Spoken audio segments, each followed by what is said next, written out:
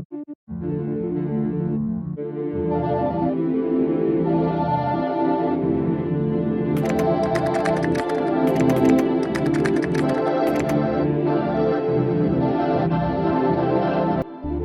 à tous. Alors, bienvenue sur cette chaîne pour ceux qui la découvrent. Aujourd'hui, je vais parler du thème de l'authenticité.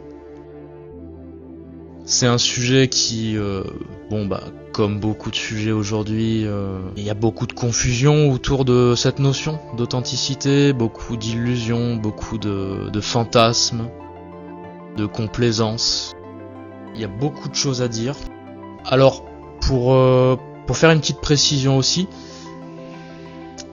je fonctionne un petit peu en entonnoir dans les exposés, c'est-à-dire que je pars toujours en général de la base, c'est-à-dire de l'étymologie, on va dire, du mot principal qui constitue le sujet, et aussi de l'idée générale, l'idée commune que ce sujet prend dans les esprits.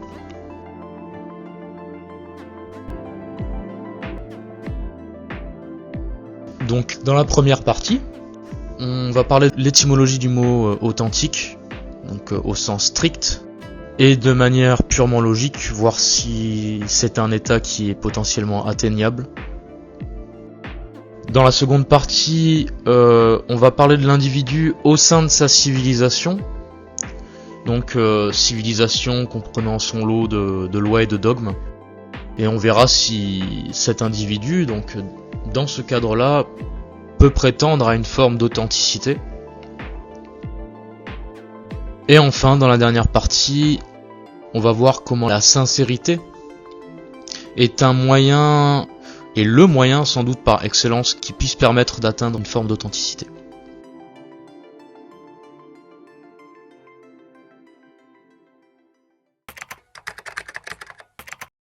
Donc déjà, pour la première partie, le mot authentique vient du latin, du bas latin, authenticus, lui-même dérivé du grec authentikos, qui consiste en une autorité absolue.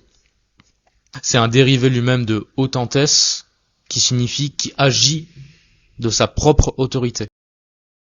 Il y a une idée très répandue comme quoi l'authenticité finalement ce serait un peu être sans filtre quoi. Donc tout ce qui passe on le sort, sans retenue.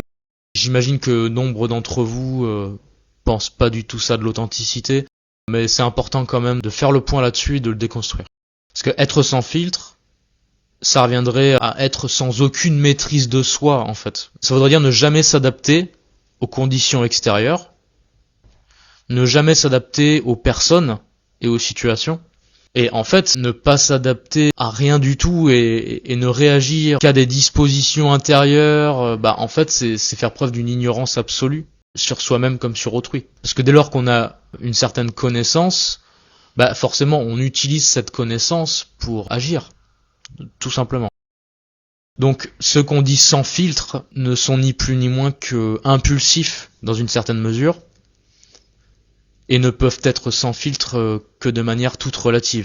Sous un autre angle, être sans filtre, d'une manière absolue, ça reviendrait à nier aux autres toute existence,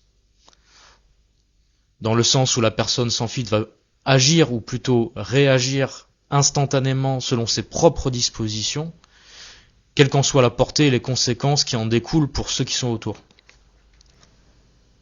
Donc l'authenticité, si c'était le fait d'être sans filtre de manière absolue, ce qui, nous venons de le montrer, est impossible, serait donc la toute-puissance de ce qui réagit à l'intérieur de cet individu vis-à-vis de son milieu.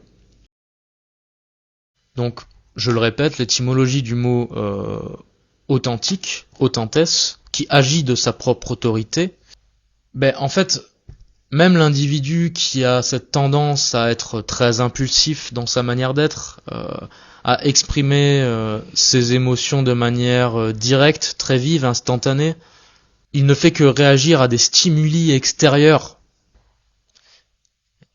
Donc il réagit de manière automatique, sans prise de recul. C'est donc qu'il est soumis à certaines parties de lui-même, ces parties qui réagissent instantanément. Donc l'individu est dépendant de l'extérieur. Donc de fait, il peut pas agir de sa propre autorité puisqu'il dépend de l'extérieur pour agir. Donc on peut dire qu'il est agi par certaines parties de lui. Des parties de lui qui n'ont pas en elles-mêmes la capacité de se modérer elles-mêmes, puisque aucune connaissance des conséquences de leurs réactions ne semble les habiter, en fait. La connaissance des conséquences de nos actions, c'est quelque chose qui relèverait plutôt de la sphère rationnelle. Donc là, dans le cas d'une personne qui est si impulsive, on pourrait dire que la raison, qui permet de rationaliser, donc de faire preuve de discernement, d'avoir un regard ou un recul sur ses propres actions, ou plutôt sur ses réactions, ici, n'a aucune prise en fait. Et même au-delà de la raison, la capacité d'observation de ses propres états internes, que ces états relèvent de la sphère mentale, sentimentale, émotionnelle, sensible, corporelle, ce qu'on appelle communément la conscience, elle est aussi absente en fait, dans le cas absolu de quelqu'un qui serait totalement sans filtre, quoi. Et bien sûr, c'est impossible, hein, ça paraît clair maintenant. Et effectivement, pour appuyer ça, un être humain sans conscience, est-ce que ça existe ? Concrètement, on pourrait dire que la psychopathie, par exemple, effectivement, ce serait peut-être un bon exemple d'un individu sans conscience. Alors, est-ce que c'est une absence totale de conscience ? Je pense pas. Je pense que c'est juste un être qui est soumis à des degrés tellement inférieurs, en fait, que la conscience semble avoir complètement déserté. Mais c'est vrai que si on se fie aux différentes traditions spirituelles, l'âme, elle est encore, en quelque sorte, tissée dans le corps. Elle est souvent symbolisée par le sang. Et à partir du moment où l'âme est le principe immédiat du corps, peut-elle disparaître sans par là même tuer le corps ? Là, c'est pour pousser un peu le truc à l'extrême, hein. Un individu sans âme, est-ce qu'il pourrait réellement survivre, quoi ? Après, on peut être d'accord ou pas sur le fait que la conscience relève de l'âme, mais quoi qu'il en soit, la conscience, elle dépasse l'âme, en fait. Elle agit sur l'âme, elle la dépasse. Mais à partir du moment où il y a encore un peu de conscience, il y a forcément une âme. L'âme est quand même la partie, le principe immédiat du corps, de notre psychisme. Donc, elle ne peut pas ne pas être sans que le corps soit instantanément désintégré. Ce qu'on peut dire aussi, c'est qu'une âme ne peut pas être intégralement dans l'ignorance, c'est-à-dire dans les ténèbres, parce que ça reviendrait à dire qu'elle est intégralement dans le néant. Or, le néant, très logiquement, ne peut pas exister, c'est-à-dire se manifester, d'accord ? On ne peut même pas en parler, en fait. Pour revenir sur le psychopathe, je dirais que c'est plutôt un manque de conscience morale, en fait. Ce qu'on appelle communément la conscience morale, quoi. Alors, est-ce que c'est ça, ou est-ce que ce serait plutôt finalement un sens moral tellement éloigné du réel, parce que, en fait, il est basé sur les possibilités les plus inférieures de l'être ?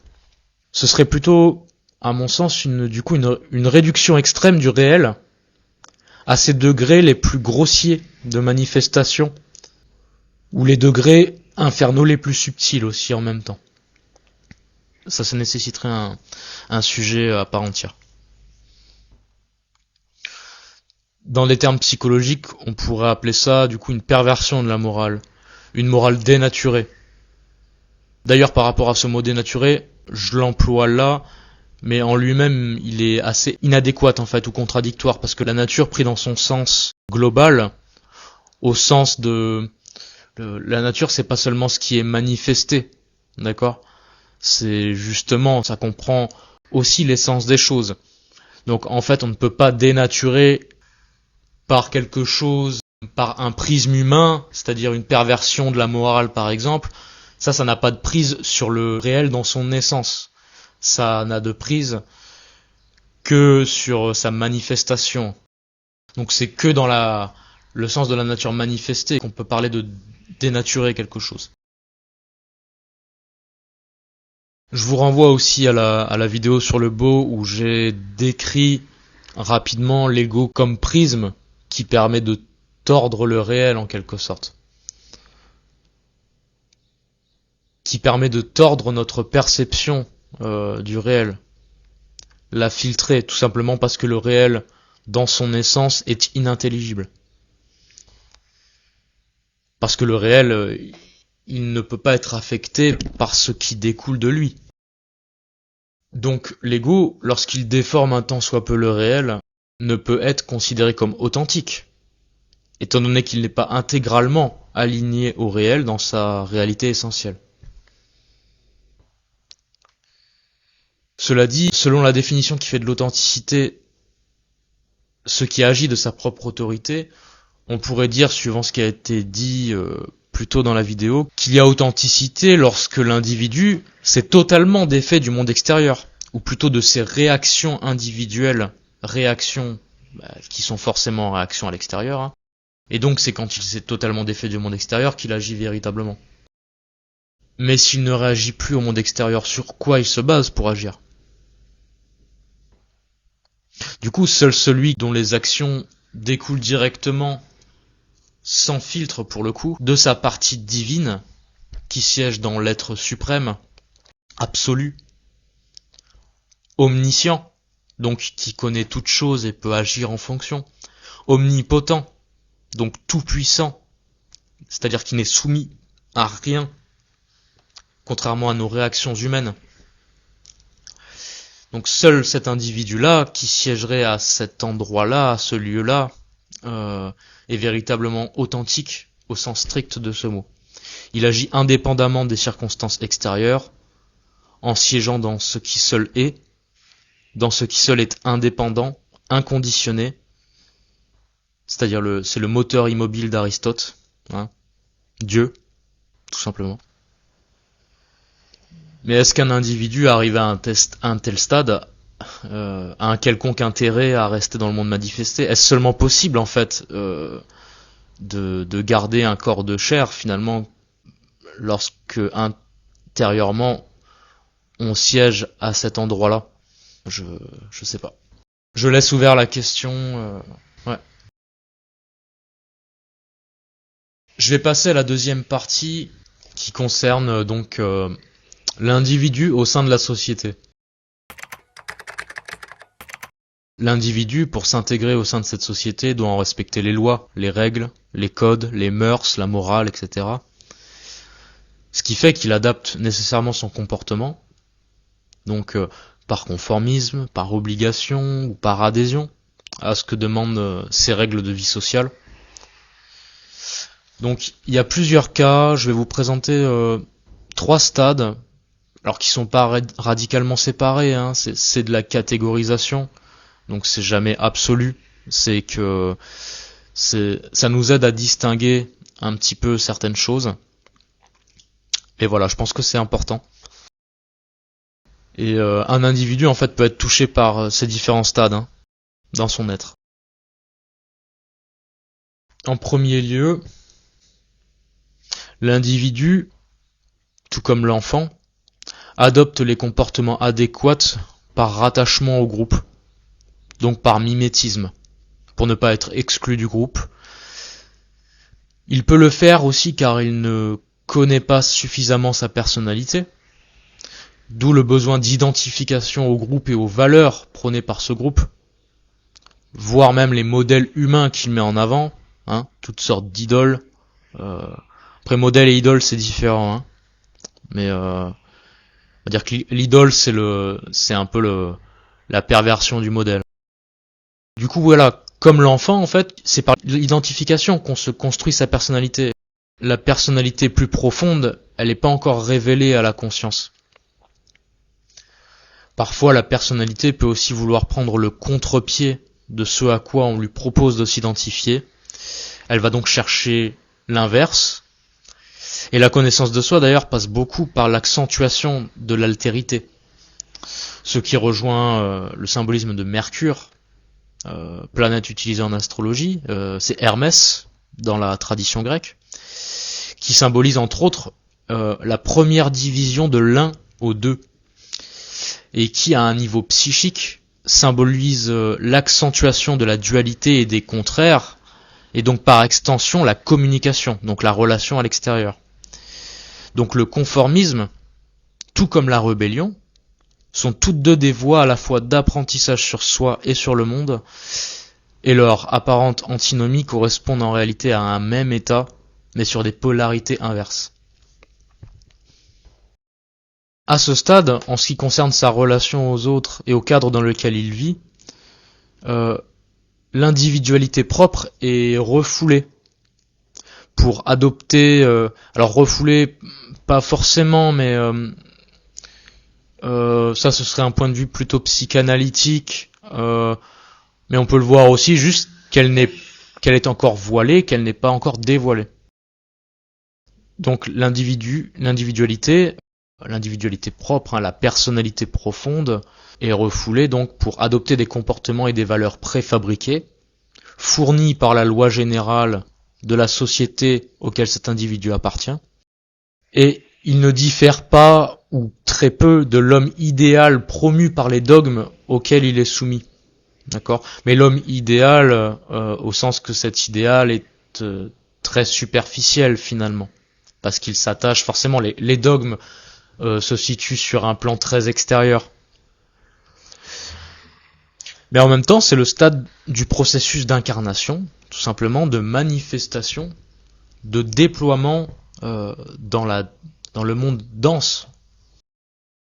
À ce stade, l'importance de l'apparence et du regard des autres sera l'élément principal à la base de son comportement à cet individu, ainsi que la notion de jugement et donc de délation aussi potentiellement. Hein. Voilà, ça découle naturellement de ce niveau d'existence en fait. Hein.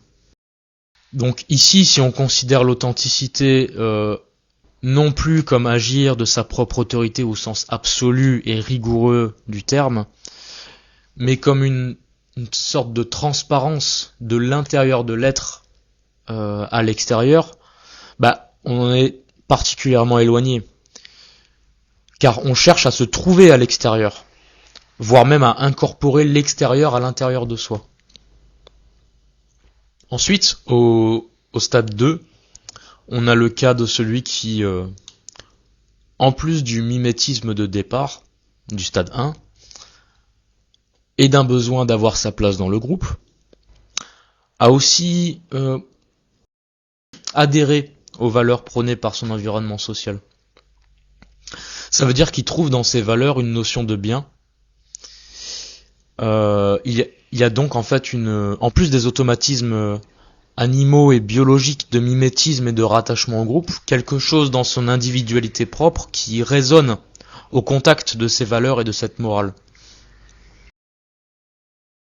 En général, ou au moins au départ, cet écho se transpose dans ce qu'on appelle en psychanalyse le surmoi, la conscience morale. Donc, ici, la morale extérieure à l'individu devient pour lui un support sur lequel il s'appuie plus ou moins consciemment, ayant quelques idées intellectuelles ou des ressentis à des degrés variables, du bien avec un grand B que recèle cette morale.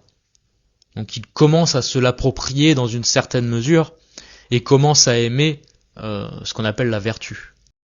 Cela dit, sa notion du bien et du mal reste assez dualiste, rigide et exclusive. Ici, on est à un degré quand même supérieur au stade précédent en matière d'authenticité, puisqu'il commence à y avoir, par ce petit réveil de l'intériorité, une intériorisation de ce qui n'est au départ qu'extérieur et superficiel. Donc ici, les lois, la morale sont en quelque sorte incorporées de manière assez solide au système de croyance de l'individu, donc dans sa personnalité égotique. Même si, quand il y a quelque chose qui résonne à l'intérieur, c'est qu'il y a un élément quand même qui dépasse la simple individualité égotique. Donc voilà, il y a d'un côté une incorporation de la morale au système de croyance, et d'un autre côté, et en même temps il y a une causalité, il y a cette incorporation parce que quelque chose de l'essence de ce qui au départ n'est qu'extérieur, quelque chose de l'esprit que revêt la lettre, a touché une partie de l'essence de l'individu. Il y a donc un début de lien entre l'essence ou l'intériorité de cet individu et son système de croyance. Ce système de croyance, potentiellement, peut permettre, dans une certaine mesure, et selon sa cohérence avec la vraie personnalité de l'individu, de laisser s'exprimer cette vraie personnalité avec plus de transparence qu'au premier stade que j'ai décrit, et ainsi d'entrer dans le stade 3, que je vais décrire juste après. Ceci étant dit, vu qu'il commence à être un peu plus dans l'intériorité, le dualisme est quand même moins rigide que dans le premier stade que j'ai décrit, car les valeurs de miséricorde et de pardon sont aimées de cet individu, à sa mesure, ce qui contrebalance un peu ses jugements concernant un acte mauvais par exemple, quoi. Et en même temps, forcément, qui dit commencer à aller vers son essence, dit aussi commencer à voir l'essence d'autrui. Donc c'est déjà diminuer la division et l'altérité, en fait, comme étant quelque chose d'absolu. On va passer au stade 3. Celui qui, après avoir adhéré par son surmoi ou sa conscience morale aux dogmes généraux de sa tradition, donc stade 2, commence à en saisir le fondement, l'essence, dans les grandes idées platoniciennes, dans les grands attributs dont ces valeurs découlent. Il commence à voir et à sentir, alors à quelque niveau que ce soit, selon sa nature individuelle, soit dans le monde intellectuel, dans le monde intuitif, émotionnel ou sentimental, plus ou moins, voilà, donc selon ses tendances et affinités naturelles.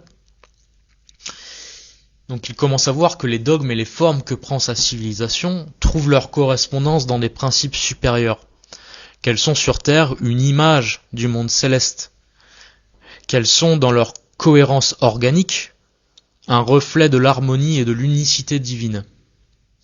Donc celui-là est à un stade bien plus proche de l'authenticité, car en commençant à percevoir l'essence des formes extérieures, c'est-à-dire les dogmes, la morale, les comportements, les apparences, la dualité, il perçoit aussi, cela va de soi, toujours selon sa nature et dans des degrés variés, il perçoit aussi sa propre essence, car c'est par celle-ci qu'il peut voir l'essence des choses, comme j'ai déjà dit. Donc, ceci étant dit, je disais avant de présenter ces trois états forcément réducteurs, puisqu'ils sont des catégories, que c'est plus complexe et qu'on peut être en quelque sorte dans les trois. Tout le propre d'une initiation traditionnelle, c'est que lorsqu'on commence à approcher du stade 3, il est indispensable, certains diraient de tuer, d'autres de dissoudre ou de transfigurer tout ce qui maintient au stade 1, sous peine de ne pas supporter ce qu'on verra au stade 3, étant encore dans certaines sphères de soi alourdi, appesanti, aveuglé par ce qui est sous-jacent au stade 1, c'est-à-dire potentiellement la duplicité, l'associationnisme, l'ostentation, voire l'hypocrisie, avec toute l'état psychique que ces états révèlent. Je vais faire un petit aparté sur le monde d'aujourd'hui. Lorsque la morale prônée n'a plus aucun sens, il reste plus que le stade au mieux d'un conformisme débile et rigide au point du fanatisme, et au pire d'une crasse ostentation.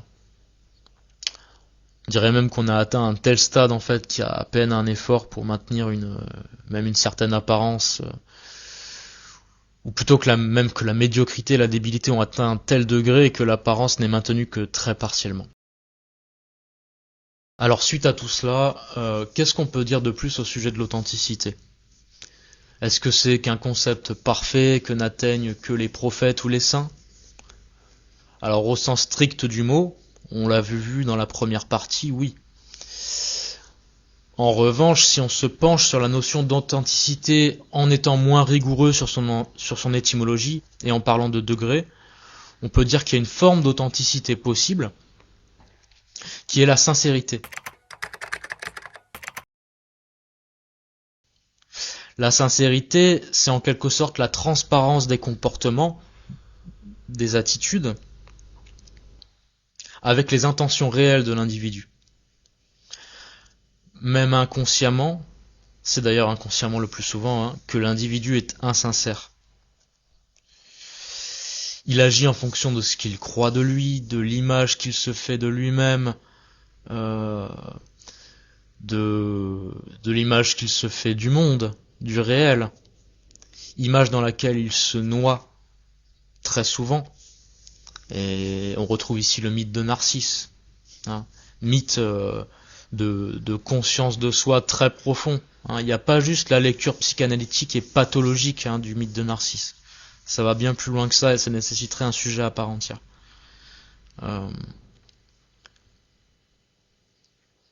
Donc, tu vois, par exemple, un exemple tout simple, à travers parfois une idée sentimentale d'être bon envers quelqu'un, se cache parfois juste un désir d'être aimé, reconnu, voire même admiré.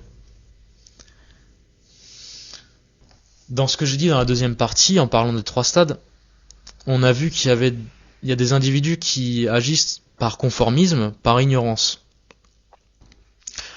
Le conformisme, s'il est fait dans la conscience de sa nécessité dans un certain cadre, sans occulter la personnalité de celui qui l'adopte, alors il est plutôt sain. Par contre, s'il est plutôt fait dans un esprit de mimétisme inconscient, il peut vite glisser dans l'ostentation. L'ostentation, c'est le fait de vouloir se montrer sous tel ou tel aspect, dans le but d'obtenir tel ou tel bénéfice de la part de ceux qui nous voient.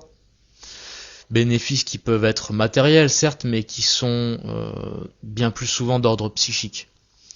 Pour qu'ils nous voient comme étant quelqu'un de bien, de pieux, voire de sublime. L'ostentation, elle est plus ou moins pernicieuse selon ce que nous voulons montrer, et donc selon la manière dont on souhaite être perçu. Tout est dans l'intention sous-jacente, ou plutôt dans le désir sous-jacent. Tout ce que je peux dire, c'est que un individu, par exemple, lorsqu'il a un certain niveau, une conscience morale, et donc une certaine vue intérieure des valeurs promues par son cadre collectif, mais qu'en même temps il est encore rattaché au stade 1, faisant naître en lui, en même temps que cette vue intérieure des valeurs, en même temps que le début d'un amour du bien, de l'ostentation pour être reconnu, voire admiré comme incarnant ses valeurs, il est divisé. Il est atteint d'une sorte de duplicité, voire d'hypocrisie. Alors c'est plus complexe, plus nuancé, mais si tel est le cas, comment on peut parler de sincérité ou d'authenticité si dans certains de ses comportements, son intention sous-jacente est basée sur le désir d'être aimé, reconnu, voire même admiré. Et des fois, même si l'intention est sincère au départ, il peut y avoir une récupération de l'ego, justement pour valoriser sa propre image, en la valorisant aux yeux d'autrui, les yeux d'autrui qui agissent comme un miroir. Et encore une fois, petite notice, on ne peut se valoriser à ses yeux que son image, justement. Parce que lorsqu'on est dans l'être, toutes ces considérations-là nous échappent. Parce que là, on est encore sur l'extérieur, finalement. On est uniquement centré sur notre propre projection. Et on prend notre propre projection comme étant notre personne. Encore une fois, ça montre que l'ego est une interface. C'est pas notre être, réellement. Puisqu'il dépend bien plus de l'image et donc de l'extérieur que de notre intérieur. En tout cas, à un niveau où justement il n'y a pas suffisamment de transparence de la personnalité, où la personnalité elle est trop voilée, en fait, pour pouvoir rayonner à l'extérieur. Ça fait un peu New Age comme terme, rayonner, mais c'est quand même assez adéquat.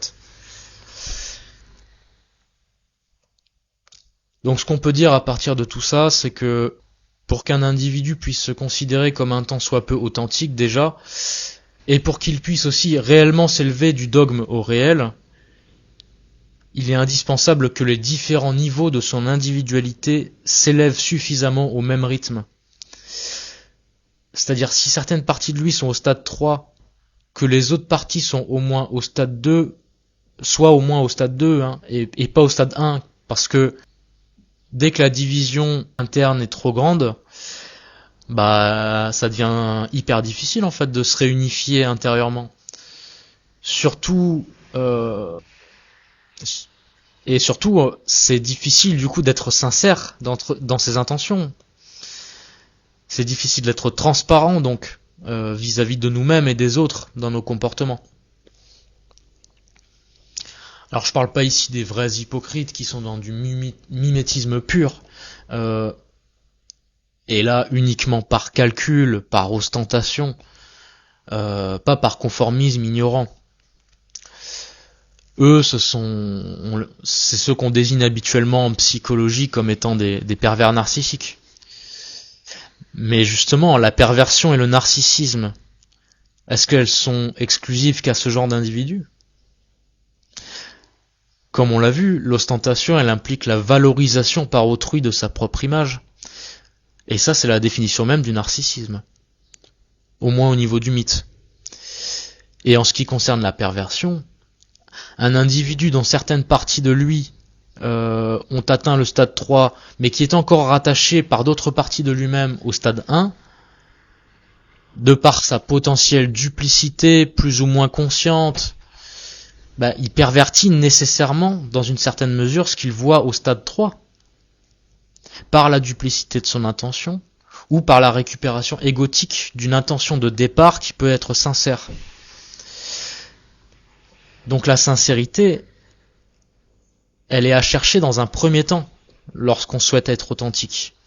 Et pour la conserver, il est nécessaire de garder son psychisme relativement unifié, sans trop d'écart de degré entre différentes sphères de soi. Parce que dès lors qu'il y a division, au mieux il y a conflit interne, donc où on en a conscience, et justement on essaye de régler ça par une conscience aiguisée de ce qui se joue en nous. Mais au pire, il y a dominance de la partie inférieure, la partie de récupération égotique, sur la partie supérieure de sincérité de cœur. Et en même temps, pour maintenir son psychisme unifié, il est nécessaire d'être sincère avec soi-même. Et c'est là où la morale a son revers. C'est qu'elle peut induire des comportements forcés, qui vont contre le désir et l'envie de tel individu à tel moment. Et en faisant ça, il se divise contre lui-même. Alors ça ne veut pas dire qu'il faut satisfaire tous ses désirs, mais que le contrôle et le conflit avec eux n'améliorent rien. Et c'est uniquement par la conscience, donc par la vision la plus aiguisée possible sur ces états, qu'on peut les dénouer. Parce que la conscience, c'est à mon sens le transmetteur de la lumière divine qui seul peut dissiper nos ombres. Malgré tout, il y a des personnes qu'on dit entières, parce que leur individualité est assez réunifiée. Elles n'ont pas de troubles particuliers, ni de volonté d'élévation non plus. Elles sont en quelque sorte fermées aussi bien du haut que du bas. Elles ont une structure psychique relativement stable, en tout cas jusqu'à un certain point. Leur surmoi ou leur conscience morale n'est pas en dissonance avec leur moi et leur subconscient. Et à notre époque, je pense que c'est surtout parce que le surmoi tend lui-même à disparaître, parce que l'individu il se réduit de plus en plus à ses parts les plus infernales, qui, pour prendre une expression de Baudelaire, sur son crâne incliné plante son drapeau noir. Mais je le redis quand même, certaines personnes arrivent à rester intègres, intactes. C'est d'ailleurs l'étymologie du mot intègre, qui signifie que justement intact, entière, non entamée. Donc ça signifie qu'il y a peu ou pas de failles. Et je pense que c'est de retrouver cette intégrité qui constitue la base du chemin vers l'authenticité, à travers la sincérité.